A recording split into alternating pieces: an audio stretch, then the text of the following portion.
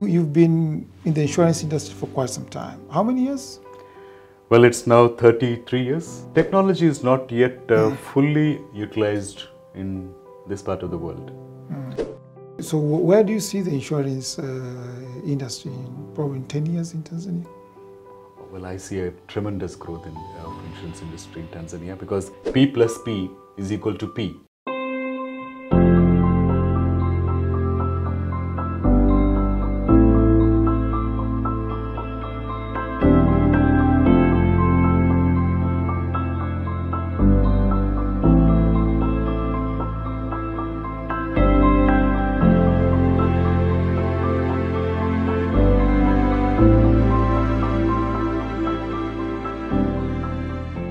You've been in the insurance industry for quite some time. How many years? Well, it's now 33 years. 33 years. And you have been in the East African area for quite some 22 time. years now. 22 years. Tell me how you have seen this insurance market in Tanzania, in Kenya, and Uganda, and how do you compare it with the way you're seeing Tanzania in the insurance area? Well, if you look at the evolution of insurance in Tanzania, I came here in 1998 when the first company was licensed. The liberalization happened. So if you trace the history back from 98 to now 2020, I think we have come a long way. As the economy, insurance is something which directly related to the economy. Okay. As the economy of the country grows and goes, insurance companies also grow. But what is more interesting is that more than the growth of the economy, the awareness of insurance is tremendously increased compared to what it was in the past. We still have a long way to go in Tanzania because if you take a country like Kenya where we have a 3% penetration, in Tanzania we are yet to reach even the 1% penetration. And just to give you a comparison, a country like Namibia has got over 8% and Mauritius is about 15% penetration. Wow. But it's a growth, it's a slow growth. I'm sure, we will definitely reach that kind of levels very soon. And so what are factors that help the penetration? One of the main factors is in terms of, the growth of the economy. There has to be, and if you look at the recent information or the news which had come out where Tanzania has been classified as a middle class country, that's a very significant development. All right. Because only when a middle class grows, the need for insurance grows. Okay. So when a country is in the development stage, naturally the needs are more in terms of fulfilling the basic needs. People don't think of insuring their assets or insuring their lives. That comes as a secondary aspect. But as the middle class grows, the aspirations increase, more home loans are given. When the more home loans are given, the banks insist on insurance. So that is how the insurance penetration would help. And of course, there are other regulatory kind of assistance which would be required in terms of, wherein agencies are there. The agency force has to be definitely be increased. And again, just a comparison with Kenya and Tanzania. Kenya must be having at least over 60 to 70,000 registered agents. Whereas in Tanzania, we still have not gone to that kind of numbers, possibly a fraction of that. So those regulatory assistance is also required in terms of make it more easy for somebody to take up an insurance career. Okay. So those are the factors which would definitely help. Okay. So how is the technology helping the issuing of insurance to more people? Technology is not yet fully utilized in this part of the world. And I think that came into a great play when the recent corona attack or the COVID-19 situation happened, where many countries went into a lockdown. Yes. Like for instance in Kenya, Uganda, South Africa. South Africa may not be the right example, Kenya, Uganda. Okay. The fact that we are not yet digitally selling insurance became a major stumbling block for many insurance companies. Okay. You suddenly realize that you are sort of caught unaware. And now, of course, many companies have realized the mistake, and then there is quite a good move in terms of going towards the digital way. Oh, okay, interesting. So where do you see the insurance industry in probably in 10 years in Tanzania? Well, I see a tremendous growth of insurance industry in Tanzania because That's one thing which I keep emphasizing with my colleagues in the company. Because with the infrastructure investment which is going on in the country, that's a tremendous investment. Whether you talk of the SGR or the hydroelectric power, various other things which is happening, which will boost the economy of the country tremendously. And as I said, once the economy grows, insurance companies grow. So there is, and also the regulator is also looking at in terms of the recapitalization, having a much more stronger insurance companies. Currently, we have nearly about 31 companies. For a country of our size, possibly we are one too many. So there would be consolidation in terms of companies merging and other things, so that you will have a smaller number of companies but much more stronger. The point I emphasize with my colleagues is that this is the time for them to sort of build up their skills, build up their experience, build up their qualifications, so that tomorrow, when there is opportunity, when the insurance companies are growing, when there are opportunity, you should be ready for it. Oh yeah, oh yeah. Actually, going to the building up of the skills, as you say, there has been a notion that we don't have qualified people to run companies in Tanzania, whether it's insurance or banking, even telecoms, even other industries. We seem to be having a shortage of qualified people who are ready to take up these leadership positions. What's your take? Since you have been in India, you've been in Kenya, you've been in Uganda, what do you think how Tanzania is faring? I wouldn't know much about other industries, but in terms of insurance, yes, we do lack the number of qualified people. Again, giving you a perspective, sorry, I keep on comparing Kenya, because that's the closest comparison which we can have. In Kenya, we have over 1,000 qualified insurers. Qualified in the sense who have got a associate diploma from the Chartered Insurance Institute or any other such recognized institutes. Whereas in Tanzania, I would be surprised if we cross even the double digits or just about 30, 40 people. So there has to be a lot of emphasis in terms of where qualifications have to be improved. Two things. Number one is qualification. Other one is in terms of the skills and experience. So both these two things, I wouldn't say we are lacking it totally, but it can definitely be improved upon. Investment has to be made by every company, because one of the major risks which any company would run into is the dependence on expatriate staff to run companies. The aspirations of every country is changing. So you may find a company which is totally dependent on foreign skills, and suddenly if the government comes in and says that, okay, fine, no more hiring of foreigners, what would the company do? So it's very, very important that companies have to invest in learning and development for the employees, so that the skills can be developed homegrown, and of course, if possible, even exported to other countries in the future. For sure. So since you've said Kenya has quite a lot of qualified people, and we in Tanzania have only a few people who are qualified. What is happening in Kenya that we have so many people who are qualified and we have so few in Tanzania?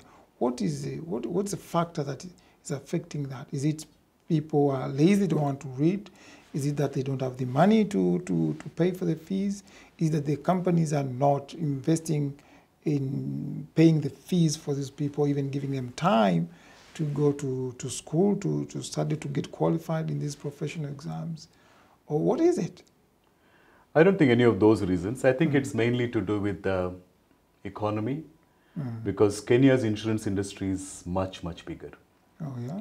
The entire market premium of Tanzania could be the premium written by the top 3-4 companies in Kenya. So the size matters. Okay. So when you have a very advanced and robust industry, naturally the number of people qualified also increases. There was a time in 1998 when I was here in my initial posting in Tanzania, we possibly had 3 or 4 qualified people. But today the number could be 30, 40 people. So it is definitely growing. But what needs to be done is that, as I mentioned to you earlier, is that there has to be some kind of a concerted effort by the companies to invest in people and to ensure that trainings have to be done. The regulator also has to insist to say that certain positions you cannot have unless you are qualified. Oh, yeah. So right now what happens is that there is no qualification bar or any kind of a restriction for any position other than the CEO position.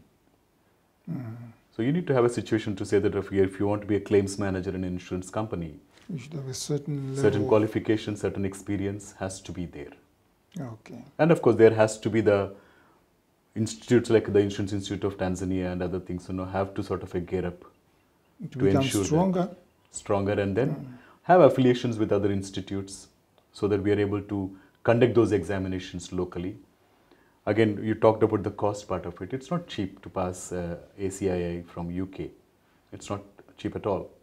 Like they say in the army, the rank has to be earned. What do you tell leaders who think that way? That is, people plus process is equal to profit. Do you wish to see one of these days your colleagues or your subordinates become CEO of another insurance company or insurance broker in Tanzania or beyond? Why not my company itself?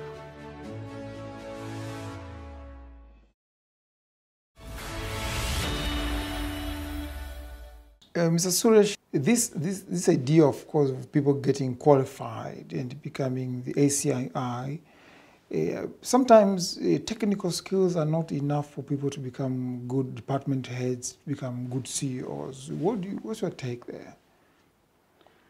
When you say technical skills are not enough, meaning I didn't get that question. I'm saying technical skills are not enough to make people become good department heads or becoming good CEO, because we see that leadership of the people is much more than having technical skills.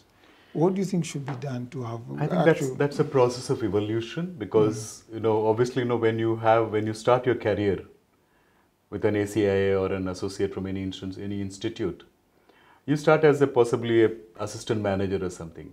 As you grow up in your career, in your ladder, you will obviously come across various situations, because some things can't be taught. You have to sort of learn it by experience. Like they say in the army, the rank has to be earned. You cannot become a general overnight. So I think that part of it is it's a process of learning. And as managers, I think, we need to really give enough situations for people, or create such kind of an environment for people, for them to grow and deal with the situations like that. Only then they will be able to understand and learn. And if you don't delegate enough, or rather, you tell them, okay, fine, just do as I tell you, rather than letting them do things. So I think a leadership role is more in terms of showing the way and let the people walk on their own. If there is a deviation, you need to correct them to bring them back onto the path. Okay, so but like you said the other time that companies need to give people time and sometimes money to sit for these exams. In the corporate world, people want numbers. They push for more numbers and more numbers every year. So I get to think some companies feel that their obligation is to make the numbers achieved, not becoming a training company. What do you think? What do you tell leaders who think that way, that they just want numbers? Well, I wouldn't want to talk to them on that way, but my personal philosophy has always been that, you take care of the people and the numbers would automatically come. Because there's been one philosophy which I believe is that, there's something called a formula which I've been sort of thinking about, is a P plus P is equal to P. That is, people plus process is equal to profit. Oh, yeah? You take care of your people, you take care the processes are there, that's enough. The profit will automatically, profit is a result. It's not an end goal kind of a thing. Oh, yeah. So if you are able to manage the people, create an environment, and of course, you need to have the processes also, the technology part of it, the supervision, the monitoring, the guidance, evaluation, all those things have to be there. Okay. Once you have these two in place, profit automatically, the numbers would automatically roll in. In the long run. Absolutely. Oh, yeah. Oh, yeah. What does Metropolitan do to put this into practice? How do you train your people? How do you empower them to become productive and grow up in the corporate ladder? What we have done in Metropolitan is that, quite a few radical changes we brought in terms of, for instance, we don't have a marketing department. We feel that every person, right from the CEO onwards, everybody is a marketer. Okay. So we have a situation wherein we created a model where 80%, let's say if you have a finance manager, we have divided the time between 80-20. 80% of the time for the finance manager should be spent in his or her role in terms of the basic finance functions. But 20% has to be in terms of going to the market, meeting the clients, brokers, so that the business part of it is discussed. So it helps in quite a few ways. Number one, for the company, suddenly from just 1 or 2 marketing people, I have nearly 10-20 people on the street to meet the various brokers and listings. Second thing, what happens for a finance manager or an underwriting manager or a claims manager, it is very easy to sit in an office and say that, okay, fine, these particular things are not correct, and just push it. But when you go out to the market, when you meet the broker, when you meet the agent, then you really understand as to the difficulties which the agent goes through to get a business. To get one proposal form correct, it's not an easy task. It's not easy, yeah. I mean, selling insurance is not easy. It's one of the most difficult tasks in the world. So when somebody does that, the finance manager has got a much more empathy for the agent. So next time when an agent brings in a proposal form which is not possibly entirely complete, he or she will understand, saying that, okay, fine, this is the reason. That's second. Third thing, the person as the finance manager grows in her own career, because suddenly you have exposure towards marketing. Once you do marketing, you have exposure in terms of the underwriting aspect of it. So it's not just your finance job alone. So this way what we do is that we really create an environment for a 360-degree kind of an environment for the employee. This is one aspect. Second aspect, what we have done is that we have a regular training session. Every Tuesday, 1 hour training is there, wherein everybody is required to have. We have a scoring sheet, wherein 80% of attendance is compulsory. In those meetings? In those trainings. Trainings. And there is a point grade system, wherein if you attend every training session, you get 5 points. But if you take up a training session, we encourage even our staff to take training sessions. If you take up a training session, it is 15 points. When they become resource people now. That's right, they do. But for the managers, it is reverse. In the sense, managers have to take up a training session. If you don't do it, you get a -15. So you push them to become trainers, so yes. They learn more, they share more. A third thing is that we have been actively encouraging people to write the examinations. We have been encouraging them to write the Insurance Institute of India examination because it's far cheaper than the Chartered Insurance Institute of UK. So currently we have, as we speak, we have 14 people who are going to write the examination in November. Of that, 5 people are already writing their associate. My aim is to see, actually my aim in 2020 was to have at least 10 associates from the company. But unfortunately, because of this corona situation, the exams got postponed and other things. So I think the target is now pushed to 2021. Okay. Do you wish to see one of these days your colleagues or your subordinates become CEO of another insurance company or insurance broker in Tanzania or beyond? Why not my company itself? When you're not there? I'm ready to go. Okay. The point is that unless there is a movement, there has to be a lateral movement for everybody. What we have done is that, yes, to answer your question, we have already developed 2 or 3 people identified. One person has already been sort of groomed to take over my position. Okay. Because I need to move on to do something else. I don't want to be in the same place forever. I've come here to do certain things which I've done it, and if I'm able to empower the people, train them, I can move on to do something else. So what we do is that even in terms of recruitment, we have decided that we will not recruit anybody at any middle level. So the only entry into the company is at the entry stage, the early stages, the beginning level as an assistant underwriting officer. So if there is an underwriting manager's position available, I would rather give chance to the 2 assistant managers we have rather than get somebody from outside. So you're having Metropolitan, which is run by metropolitan people. Yes. That's fantastic. And I also understand that way even the cost of recruitment, even the salary size becomes a bit manageable because you are recruiting people from within. And the morale becomes better. Morale is better and they understand the company better. They know the history of the company better. Rather than getting somebody from outside now who comes out with who doesn't know the history. And obviously, there's and the people also don't feel enthusiastic as to, I mean, I have no light at the end of the tunnel. So here I know that, okay, fine. If my boss moves up to the next position, I can take up his position. Of course, but the other side of this technique is having the same people doing the same things the same way, and probably sometimes it can bring out complacence and slow if there's any change to be adopted from outside. It becomes difficult. How do you mitigate that? Yes, that's definitely a challenge, especially because somebody who's been in the same position for many years. That is where we try to do things like, for instance, the techno-marketing thing which we have introduced, wherein you need to go out into the market. So that brings in a little bit of a variety, some kind of a novelty for them to look forward to.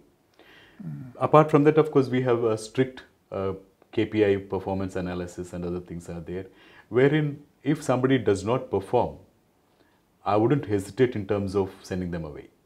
Because at the end of the day, we are not running a charity institution. Oh, yeah. And having an inefficient or a person who's not really adding value to the company is not really a good thing to have. Okay, so that's a wonderful way of doing. Do you see that being replicated in another company in Tanzania or somewhere else? Have you seen that kind of? Because I get a feeling it's a good way of motivating your people and of course giving them promotion opportunities. Do you see that happening in other companies? I think so, because many companies have realized that it is necessary for you to train people and have qualified people. So there is definitely a lot of investment by many companies in terms of training people. And the budgets are there. Budgets are there, resources are there. Some people have outsourced it, some people have not outsourced it. Like, we don't believe in outsourcing it, we do it internally. Okay. Well, first message is it's a long way. It's not something which can happen overnight. Anything we are doing today should be able to earn you money either today or tomorrow. We should believe in people. People are the biggest asset.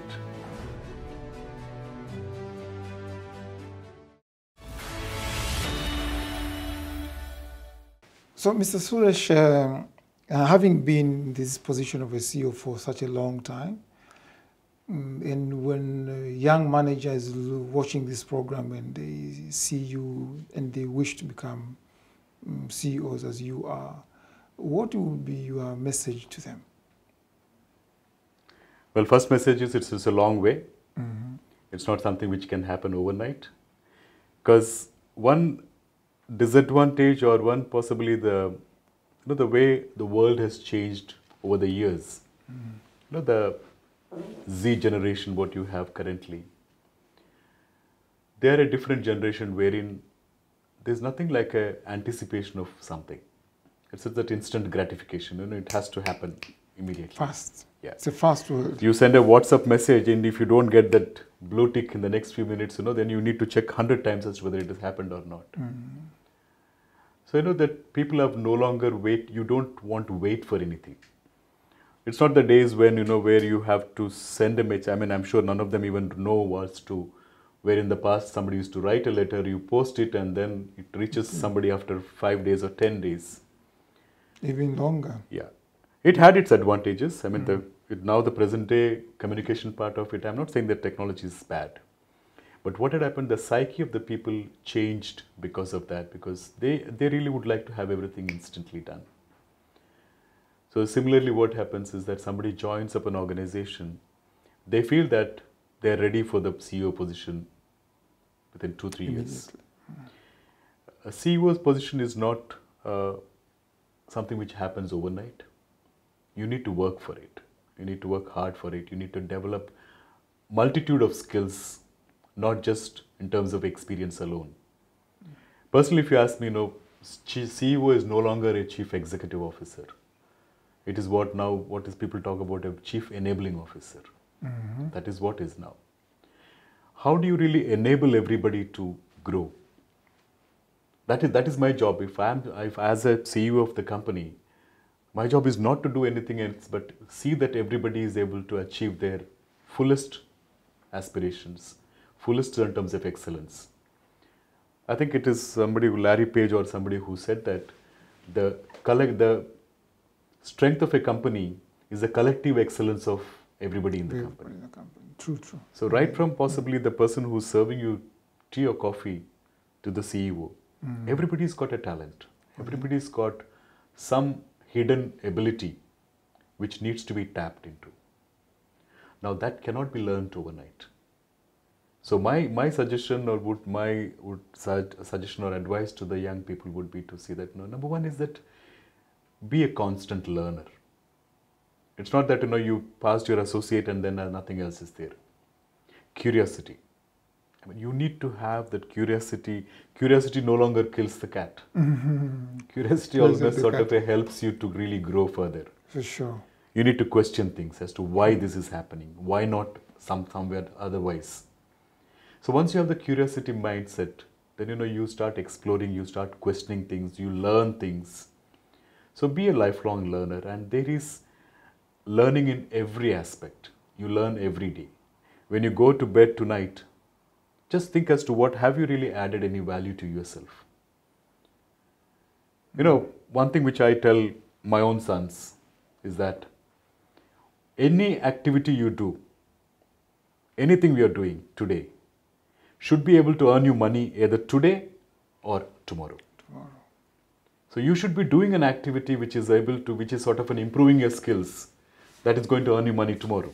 Yeah. Or you should be doing something which is already earning you money. Sure. So that way if you look at it, what happens, you really look at in terms of improving your productivity, improving your learning. Other thing is that, have that humility. Very often I find, not only here in Tanzania, but all over the world. Let me tell you something, because having worked in so many different parts of the world, in Africa as well as in Asia, one thing what I've realized is that all of us, despite whatever differences we may have, inside we're all the same. The same hope, the same aspirations, the same pride, same jealousies, same envy, everything runs as the same. So basically, as a human nature is so common. And if we are able to add that humility to it, to say that, okay, fine, I am here in this position not because of my achievement alone. It is because of a collective achievement of different people. So how do I treat as somebody who's possibly may not be adding value to me? Do I treat him the same way? If I've got a customer who's giving me a $1 million business, I'll get up and go then receive him and things like that. Do I treat, even if I not at least, do I treat at least civilly other people who are somebody who is walking into my office? So that humility is also very, very important, because humility will take you a long way to go. So these are the things which I would sort of suggest to anybody. That you need to learn, lifelong learning, build up your skills, then have the humility. And believe in people, of course, obviously. Now, of course, me being an author and a person who loves books, I would like to know from your perspective as a CEO, a busy person, do you normally get time to go through books? Do you find that useful, or you're too busy to read? No, I'm never busy to read. At least I make it a point to read at least 20 to 30 pages at least every day, at least before I go to sleep. And reading, again, it's a question of curiosity, as I told you. You need to really learn as much as possible. Yes, I do read. And one of the areas I think most executives fail or find difficult is getting time to read. Most executives think they are too busy, they don't have time, and so they cannot buy books. And some people even think that books are too expensive. And what do you tell these people who are watching this show and probably they would like to know more about programming themselves into reading? What would you tell these people? Number one, books are not expensive. because today's world with Amazon and e-books and other things, books are no longer expensive. Books are available everywhere. And reading is not something which you can ignore. Because just look at it in terms of a collective mindset. You know, we are all product of our own ancestors. So there must be something you know which I don't. And I must be knowing something which you don't. Unless we are able to learn from each other, how do we grow? You can't be in isolation. No man is an island.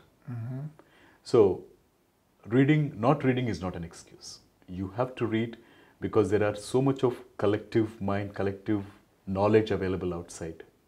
So you have to invest. What you read is your choice. Whether you might want to read on leadership, you might want to read on anything else. It might be even just a novel.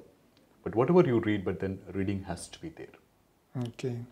And now tell me, since you've talked a bit about leadership, what do you think should be the best leadership style that you think would be more productive and more sustainable for companies to perform at their best? Which one you have adopted yourself? For me, what I feel is that leadership is like more like a parent, a father or a mother, wherein you need to encourage them.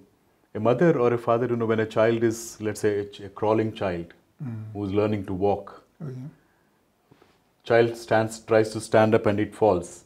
Mother will not say, no, don't stand up, you know, just continue to sit. You let the child, you know, you encourage the child, okay, stand up, you will fall, no problem, because you know that it's process of learning. So similarly, you need to encourage your employees to learn. They will make mistakes. Mistakes will be made. Those mistakes have to be corrected. You need to point out to say that, no, why it is wrong, where you have gone wrong, and see that the person doesn't repeat it. First time it's a mistake. Second time, it could be an error. Third time, it could be an ignorance. But fourth, fifth time, it's not. Then that's carelessness. So as a parent, how a child is being guided through, I think leadership also should be in a similar way. And if I'm punishing somebody, I should be able to punish the person only for that particular act which he has done. It's like a parent again. Just because you beat your child, again, okay, this must be politically correct. Even these days, you are not allowed to beat children. Yes, things have really changed. But then, even if you admonish your child, does it mean that you don't love the child? Not at all. Are you a sign of love? Absolutely, absolutely. I mean, that's the way a leadership should be really looking at in terms of, you know, it should be more nurturing and protecting, so that not to let them stay there, so that you know that they will get their wings and they will fly away one day. Oh, yeah. But they fly away as a much more stronger individual rather than being with you as a weaker individual. Okay. Now that you have touched about children and parenting, it has been a challenge for many executives to be able to balance their work and their personal lives. And I think it's a never-ending discussion in the corporate world, work-life balance. So how do you manage that on your side? Well, I think I also face the same challenges like anybody else. Yeah. It's not easy. It's not easy. But then my wife is very understanding. Okay. She knows that, okay, fine. From Monday to Friday, she knows that morning 7 to 7:30, I'm not there. But I do try to spend time on the weekends, even with my children also, because we have been virtually leading a nomadic life since having moved from country to country. But one thing what I've done is that wherever I have gone, I've taken them with me. Okay. So today we have a situation wherein both of my sons who are now living in Canada, but then they are world citizens. They are comfortable anywhere in the world. They have interacted with different cultures. They have interacted with different races. So, you know, they are just citizens of the world. So that gave them a great exposure in terms of understanding, not being in a cocoon and think that, you know, only my culture is better or my race is better and things like that. No, they have really grown up on this part of it. Oh, that's fantastic. That's fantastic, because work-life balance has always been a challenge. So on the final note, what would be your message to the viewer of this program, to the managers especially, to the CEOs who are also leading other people? What would be your message to these people? Well, I wouldn't call it a message, but then my feeling is that I think we should believe in people. People are the biggest asset It's unfortunate that the salaries are always classified under the liabilities column or as an expense column. It's not an expense. The salary you're paying to somebody is an investment. It's an investment. For sure. That is what the leadership should think. But as an employee, I should think that the salary what I'm getting is the money which I'm getting for learning. If I'm working for a company, I'm learning a skill and the company is paying me for that learning that skill. Wow, that's a different perspective. Yeah. Because tomorrow when I'm leaving, you can't tell me saying that, okay, fine, give me back all the knowledge which you have taken. So I go with that knowledge. So every day I'm learning a new skill because of the company and the company is paying me for that as an employee. As an employer, I should think that, I am investing. This is an investment into the person and the person's productivity would increase if I invest better, make the person learn better.